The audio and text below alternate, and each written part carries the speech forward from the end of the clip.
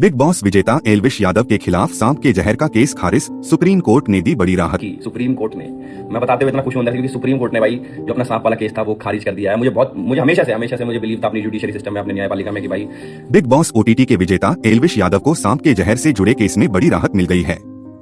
Supreme court की 2 सदस्यीय bench ने एल्विश के खिलाफ आपराधिक केस खारिज कर दिया है। बिग बॉस ओटीटी के विजेता और चर्चित यूट्यूबर एल्विश यादव को सुप्रीम कोर्ट से बड़ी राहत मिल गई है। सुप्रीम कोर्ट ने सांपों के जहर की तस्करी और सेवन से जुड़े मामलों में एल्विश यादव के खिलाफ चल रही आपराधिक कार्यवाहियां रद्द करने का आदेश दिया है।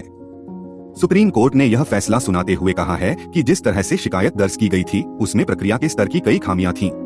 सुप्रीम कोर्ट में गुरुवार को एल्विश यादव के खिलाफ दर्ज आपराधिक मामले से जुड़ी याचिका पर सुनवाई हुई। जस्टिस एमएन सुंदरेश और जस्टिस एन कोटेश्वर सिंह की पीठ ने कहा कि कानून की नजर में यह शिकायत टिक नहीं सकती। सुप्रीम कोर्ट की 2 जजों की पीठ ने कहा कि दर्ज शिकायत में प्रक्रिया के स्तर पर बहुत सी खामियां हैं। यह एफआईआर कानून की नजर में टिक नहीं सकती। जस्टिस सुंदरेश और जस्टिस एन कोटेश्वर सिंह की बेंच ने स्पष्ट कहा कि हम उठाए गए अन्य मुद्दों पर विचार नहीं करेंगे। सुप्रीम कोर्ट ने एल्विश यादव के खिलाफ चल रही आपराधिक कार्रवाई रद्द करने का आदेश दिया। सुप्रीम कोर्ट ने कहा कि वन्यजीव संरक्षण अधिनियम के तहत दर्ज शिकायत अधिकृत व्यक्ति की ओर से नहीं दर्ज कराई गई थी। कोर्ट ने कहा कि एल्विश यादव पर लगाए गए आरोप गुरुग्राम में पहले दर्ज की गई एक प्राथमिकी पर आधारित थे।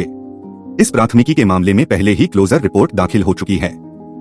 कोर्ट ने एल्विश यादव के खिलाफ एफआईआर में लगाए गए एनडीपीएस एक्ट के प्रावधानों का भी उल्लेख किया और कहा कि ये प्रावधान नहीं लगाए जा सकते।